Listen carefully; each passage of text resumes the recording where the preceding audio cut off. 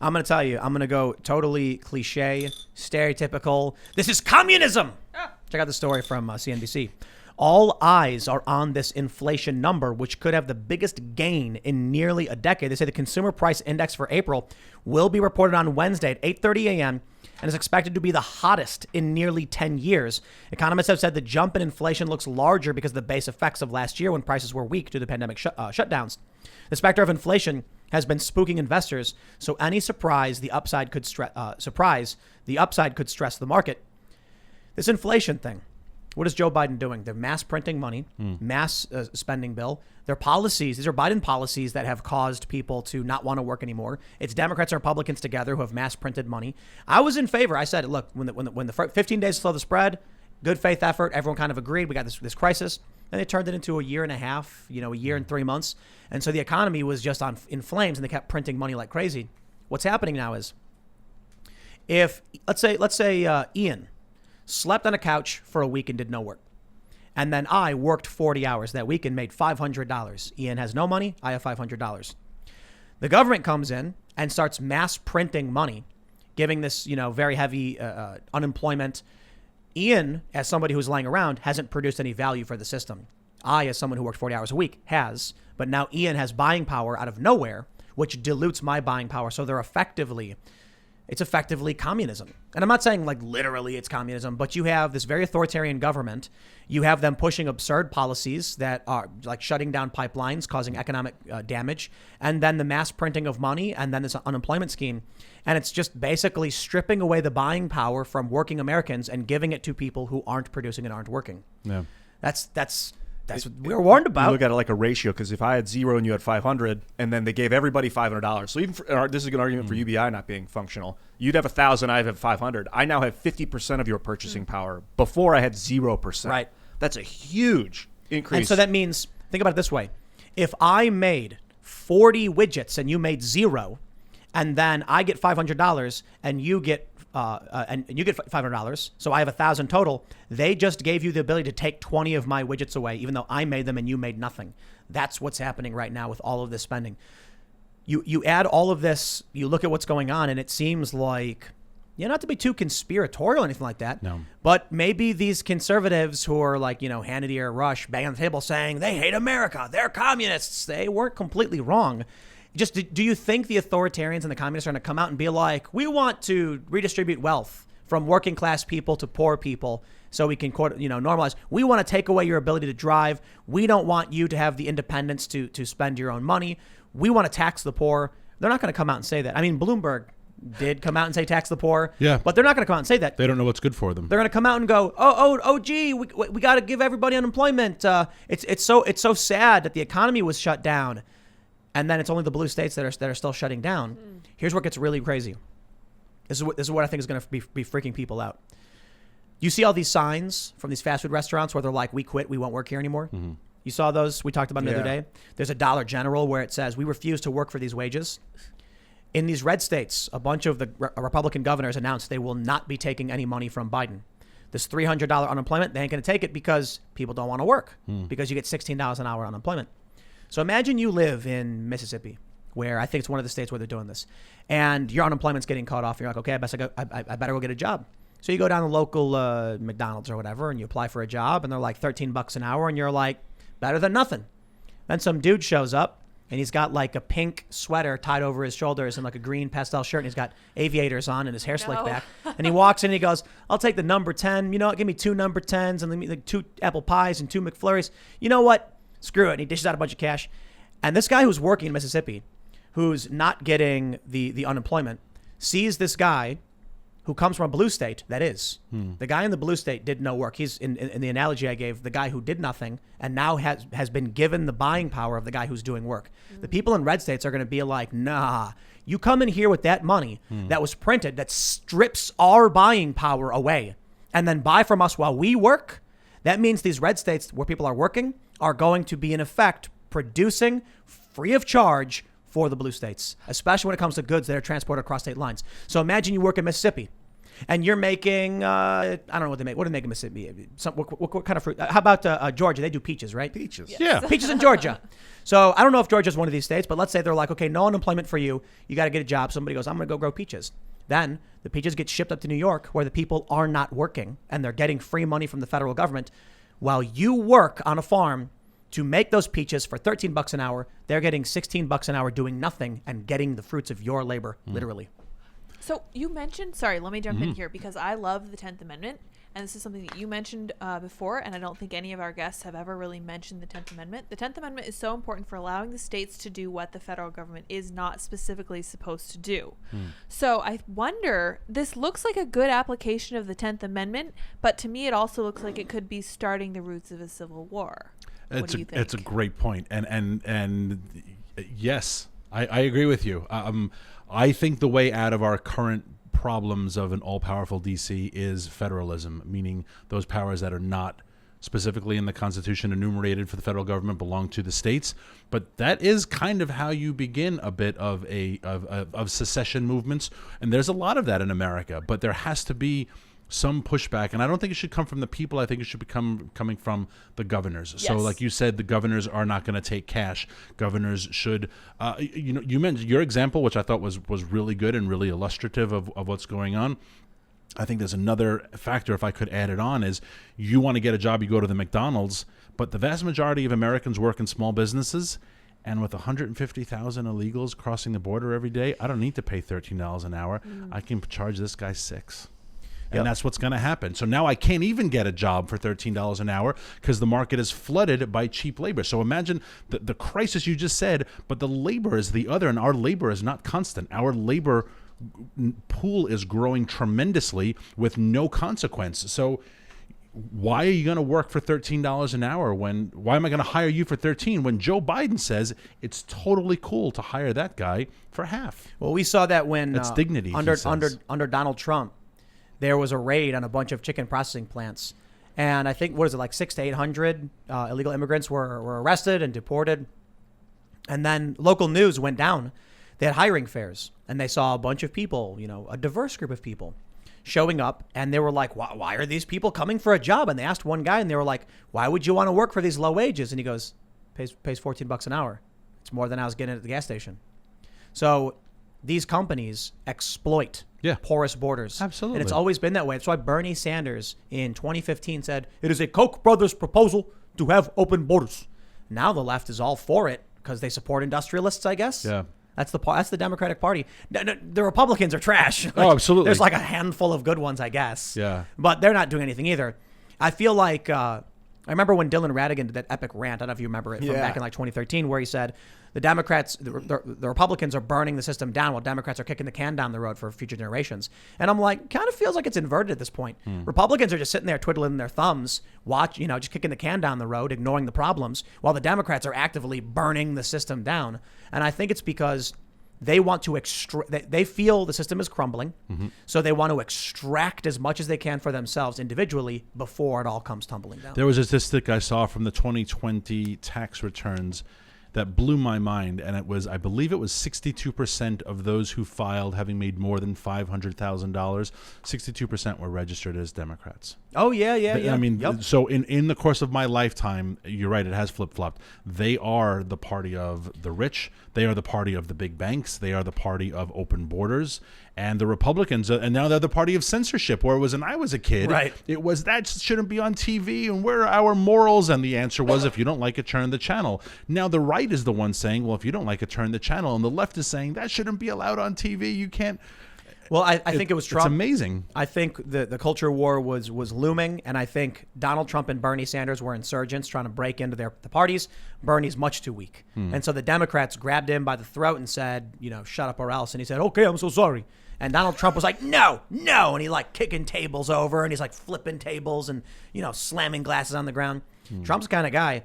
So I said it before. I think when he got elected, the establishment was like, okay, Donald, you won. Here's the plan. And he went, no, I don't think so. And they were like, you're going to play ball. And he's like, no, I'm not. And they're like, okay, he's a Russian spy. Yeah.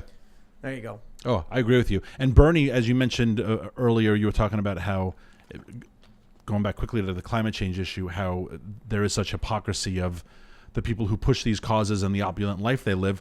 For me, he's a wonderful example. I mean, does he have an opulent life? Maybe not, but he does have 3 houses. 4 if you include his. I don't have 4 houses. Now, if you really believed in the human ability of anthropomorphic climate change or global warming, AGW, and you believe your actions are causing this, well, your action of maintaining and traveling to 4 different homes has a carbon footprint. Is Bernie going to give it up? No, neither is anyone on that side. So for me, when people are like, Bernie's a communist, I'm like, he's not really a communist. No, he is. He's a Communist Party official. Right. Because at the height of the Soviet Union, the party leaders never wanted for caviar or vodka. The people were dying in the streets, but they had a very good life, and they supported and toasted the system. Bernie is a party leader.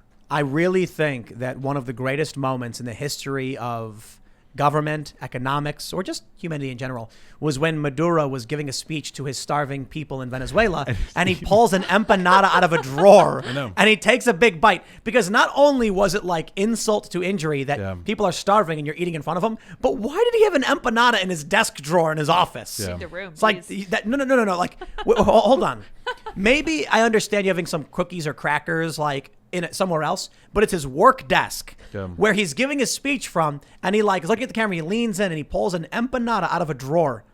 That's weird. That's like someone having like an unwrapped Snickers in their pocket. Yeah. Like, what is, you're like walking around with spaghetti in your pocket. It's like a weird thing to do, but you gotta love the corruption of these far leftists. And with Venezuela, you mentioned Maduro. The richest person in Venezuela is Hugo Chavez's ex-wife, dead widow. Right, is the richest person in Venezuela. So when you were saying earlier about those who have purchasing power but have done nothing to earn it, that is taken to the extreme. What has she done to be worth tens of billions of dollars? She hasn't produced. Is it fair is it quote unquote fair that Jeff Bezos is worth $200 million? And am I jealous? He just bought a $500 million sailing yacht, by the way. Wow. Isn't it funny though that we are actually arguing from the left on this point? That these communists and socialists have done nothing to produce the wealth and the access that they hold. And we are angry the workers have had their values stripped away by a corrupt system. Exactly. Maybe you're right. That's a great point. Now we sound like old school lefties. We sound like old union what's his name, of Jimmy Hoffa. This is the problem I have with the unions, with the left, is that they've clearly been corrupted by the industrialists, by the industry, by the crony capitalists, by the establishment politicians who just want to extract value from the working class. And the problem is the younger leftists aren't experienced enough to understand they're being exploited, and they just play right into it. So it's funny when you see all of these people who voted for Joe Biden. They're young people who don't understand who they're voting for. And I'm like, you're voting for Joe Biden. Yeah, well, Trump's a fascist. I was like, do you have any idea who you're talking about with Joe Biden? He was overseeing Iraq for the Obama administration, and his brother gets these contracts to build, in Iraq, becoming a millionaire. The Obama administration killed a bunch of people, started a bunch of wars. I don't care if you don't like Trump, but stop pretending like Biden is in any way good. Yeah. And no, that's a great point. My idea just went right out of my head. I was talking about and purchasing power. So you said the way we were talking about, we now sound like leftists talking about exploiting the workers as opposed to the industrialists or the people that own all the wealth. The left has become the right. I lost my train of thought. Sorry. I'll get back to you. The left has become the right. Point. That's why I've had like a couple jokes where I've been like, it's about time the workers stood up to the exploitation of the establishment politics, and maybe the workers of the world should unite and push back. Oh. And sorry, am I cutting you off? No, go ahead. Well, that was my point of the value of, you used the phrase a couple times of like paying into the system or buying into the system or contributing to the system.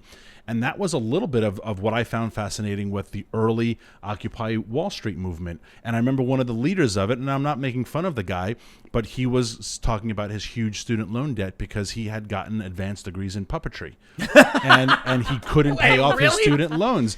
And that's the problem I have with Elizabeth Warren's proposal of paying off student loans is you value very highly your degree in medieval literature. You value to the point of $300,000 in debt at Yale. But that doesn't mean society or the markets and that doesn't mean therefore that I should have to pay off your debt. I was down there at Occupy Wall Street. Yeah, that's why I mentioned. That's why I didn't know this story. I knew it all went together, and I was so connection, mad I yes. lost Look- my look- train of thought earlier. Look at this.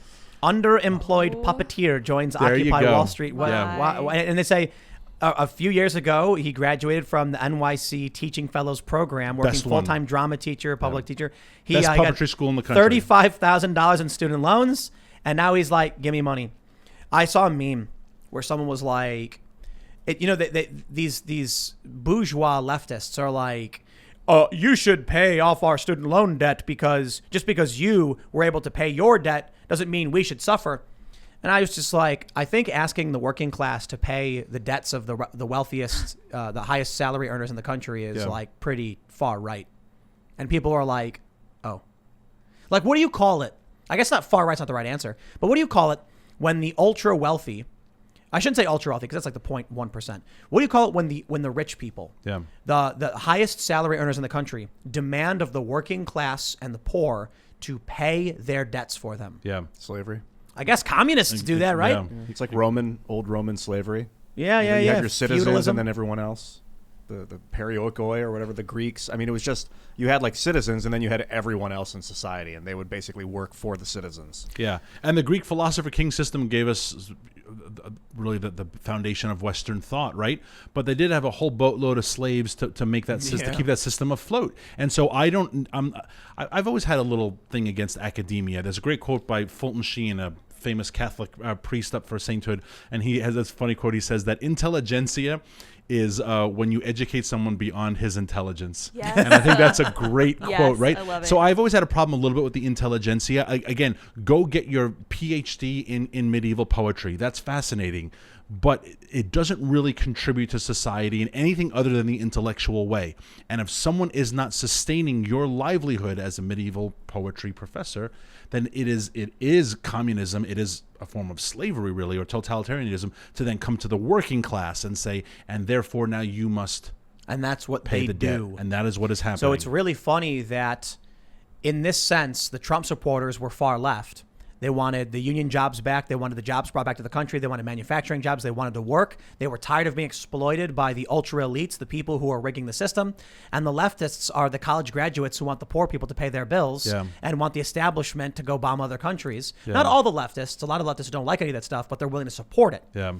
So And I think one of the greatest things that I'm sorry. It's what's a collaborator is the right word.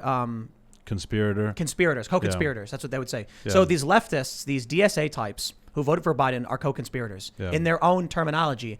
And based on the ideology of the Trump supporters, they're actually further left than they are in the sense that they support the workers' rights. They're not communists, though. But they're even so as center right defending workers, they're still somehow further left than the leftists who are like bourgeois right authoritarians. Yeah, and their salon, right? Like sipping expensive liqueurs and talking lofty thoughts. I remember the first job I got on a campaign, the campaign manager said, "We don't need anyone here who wants to sit in a room and think lofty thoughts." Like the first job was, we have to blow up balloons. Right. And it's not fun to blow up 5,000 balloons, but someone has to do it. But you meet a lot of these campaign people who are like, well, I really love to think about like trade policy. OK, kid, you know what? We need you to set up chairs and blow up balloons. And we have a lot of that. We have a lot of the people who want to think lofty thoughts and they want other people to finance it. And there's going to be some violent pushback if that movement grows. Yeah, they're pay for college loans. Thanks for checking out this clip from the Timcast IRL podcast. If you want to see the full show, come back to this channel, youtube.com/TimcastIRL, Monday through Friday at 8 p.m., where you can leave comments and super chat, and we actually will read your comments on the show. Don't forget to like, share, subscribe, and if you want exclusive members-only content, segments you can't get anywhere else, go to timcast.com, become a member, and we even have full bonus episodes. Thanks for hanging out, and we'll see you all next time.